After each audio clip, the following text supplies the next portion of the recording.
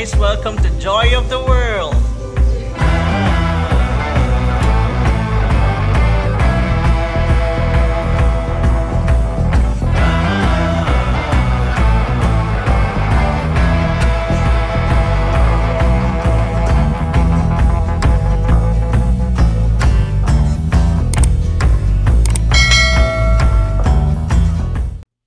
So, good morning mga ka-Joy and welcome back to our channel, Joy of the World. Ayan. So, ngayon pupunta tayo sa downtown, sa city center kasi kukuha tayo ng ayuda. And then, merong bago sa Davao City in which yung tumatakbo na mga Best Buy or yung mga tinatawag na business for environmentally sustainable transportation at the transformation. Ayan. So, Best Bus. So, it has a capacity of 30 people due to social distancing.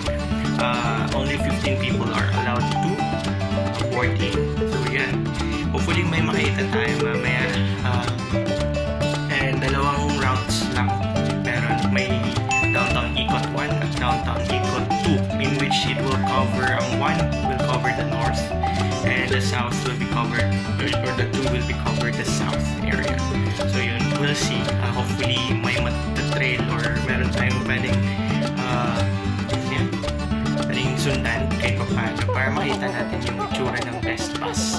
Ayan. And actually, it is a project by the city government of Davao in partnership with the Davao Light and Power Company. So yeah.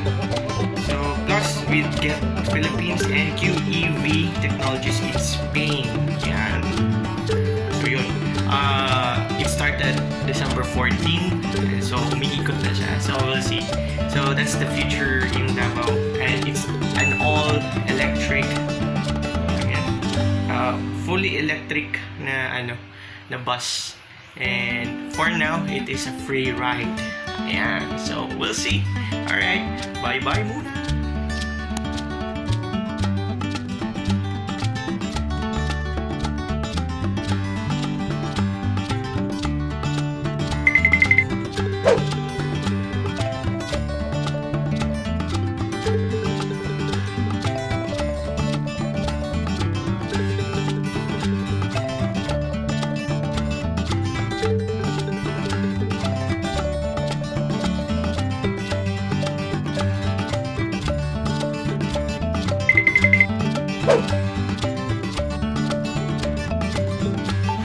So, try natin kung may makikita tayong Best Bus dito.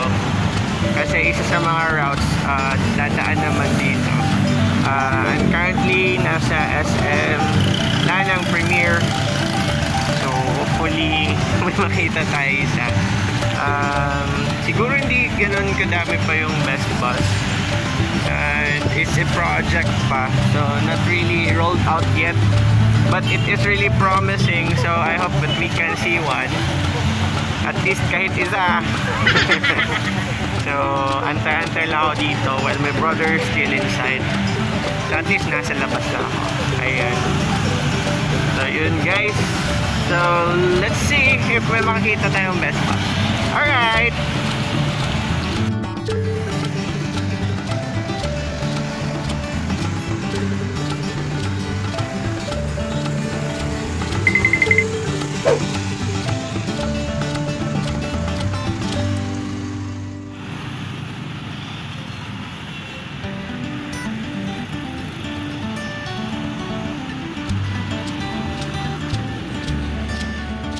So yun, until now wala pa din, and I've learned na there are only 7 Best Buses so far sa project, and hopefully soon may roll out. So definitely swertihan na lang kung may makikitang bus for now, and hopefully I can catch at least a glimpse of it maya.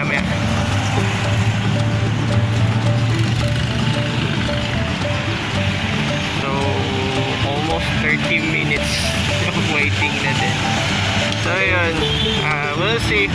Let's wait for more. So So wala kaming nakitang dumaan sa may SM Lanang na best bus. So to our knowledge na may 7 lang na best bus. So practically hindi talaga agad-agad yan makikita lahat. So we'll try to chase the best bus para sa vlog with my kuya. Uy. Ayan. Yes guys, kuya ko yun. Ayan. Let. So we're gonna chase one bus or two. Hopefully dun sa may city center. Dun sa may Davao Light and Power Company. So we'll see if we'll see a bus right there. And hopefully to capture a photo or video para mas maganda. Ayun. Bye bye. See ya.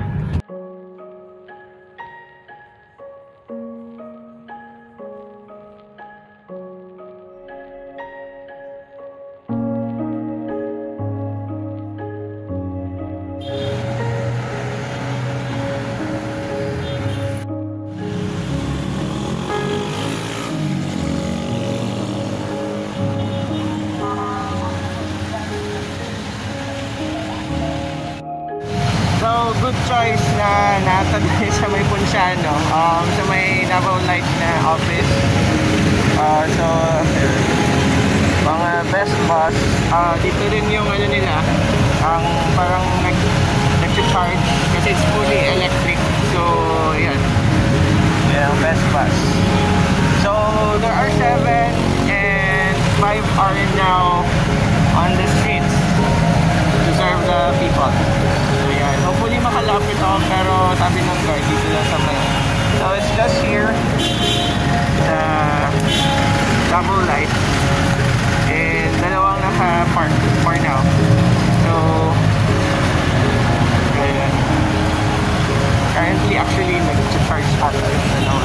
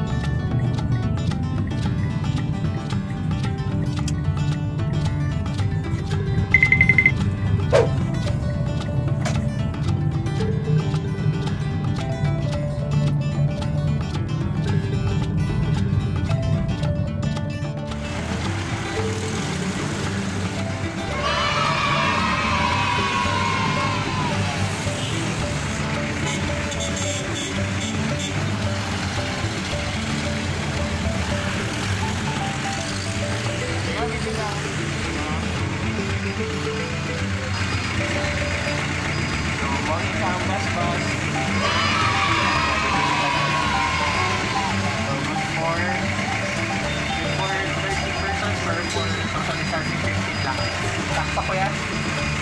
Maraming salamat. Pero asa nga na dali ang magbayad o? Scanner. Scanner QR. Ang get nga, no? Magbayad na. Mag-download na ko daw sa akin. Okay. Kaya na rin yung scan. Mayang payment. Download na lang siya. Kung saan siya nga application? GET. Yan, pass. Okay. Maraming salamat ha. Nakapilipin ako na. Kasi mayor. Kasi may mga yan.